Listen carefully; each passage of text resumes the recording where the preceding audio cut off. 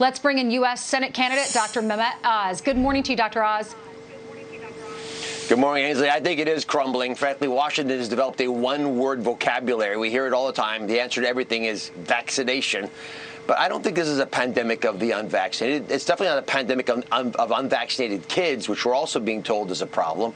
And since when, Ainsley, do we blame the failure of a treatment on the people who don't take the treatment? I mean, figure that out. And since the beginning, you and I have been talking on this show about the need for vaccinations. They're valuable, and thank goodness with Operation Warp Speed we got them. But we also have to treat the disease. Doctors don't just sit back and try to prevent problems. We have to have contingency plans when there are cases that occur independent of those prevention strategies. So right now, we've got technologies that work. We have medicines. They are all there. But instead, the bureaucracy with Fauci took over, and then the nation and Biden went to sleep.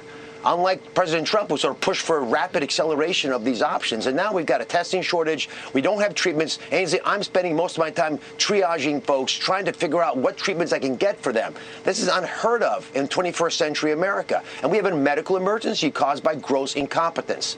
And let me just point out, I have invented medical devices. I've been in the forefront of these issues that have saved lives. American ingenuity, American medicine, American enterprise will prevail if Washington stops stifling us with politics over science. That's why I'm running for Senate. Yeah, it has to be frustrating as a doctor, because I'm sure you're getting phone calls all day long from your friends who have this and are concerned and have questions and are trying to get monoclonals. For 18 months, we've had these, but you can't get your hands on them. Where are the pills? What about the home tests? He says that, he was criticizing President Trump, who came up with 3 vaccines. It was Operation Warp Speed, but Dr. Siegel says this is Operation Snail Speed. Why can't we get these treatments?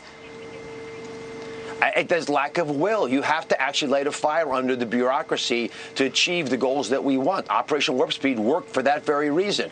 Biden hasn't done that. We need to produce treatments. These pills that you mentioned, think about this. The Merck pill, we enrolled 2 people a day. 2 people, that's it. We have millions of folks suffering. 2 a day were enrolled in these trials, and Merck went around the U.S. government to get that trial done. We've had FDA approval now of these products. Where are they? I've called pharmacies. I've called the companies. I cannot find these pills. And from what I understand, that the production in January is going to be very slow. We're looking at February, March until we have enough of these pills. And the Pfizer pill with the trial was a 90% reduction of symptoms and maybe even mortality. These are huge benefits. We could treat people, make these cases mild, and save American lives. Instead, we're restricting monoclonal antibodies with federal government getting in the way of states buying it on their own. I say, let's be brave. Let's say what we see. It's pretty clear. And most doctors, I think, at this point are getting fed up with needing to sort of conform to what we're told is the only narrative possible. Let's stop stifling science, let it actually reign forward, and bring solutions to Americans. We've talked about these secret flights, people who are walking across our border. They get on airplanes and they're just put into different states, Florida, New York. The latest is Pennsylvania.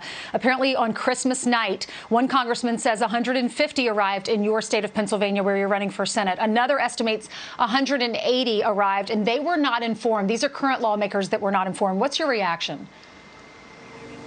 Folks in Pennsylvania are furious. I am, too. Every state basically has become a border state, including my state of Pennsylvania. You can go to droz.com, by the way. We've got lots of information about what's going down. But basically, these are middle-of-the-night flights. It's a bad sign, by the way. Makes it seem like you're hiding something. They won't tell us how these folks are getting to Scranton or Lehigh. They're changing the airports. They say it's not ICE, but I think it is HHS, and then we're saying, okay, well, fine. Whatever federal government agencies bringing these flights in, the responsibility ultimately becomes ours, the local communities. And I think Pennsylvanians deserve answers. How many people, how many flights, where are the flights going, where are the people going to end up? What about the COVID status? Over the summer, Ainsley, 18% of illegal aliens were COVID positive. Are we just bringing additional illness into the state? And this is, I believe, hiding a failed border policy and the general acceptance of skyrocketing crime and drugs. It's got to stop.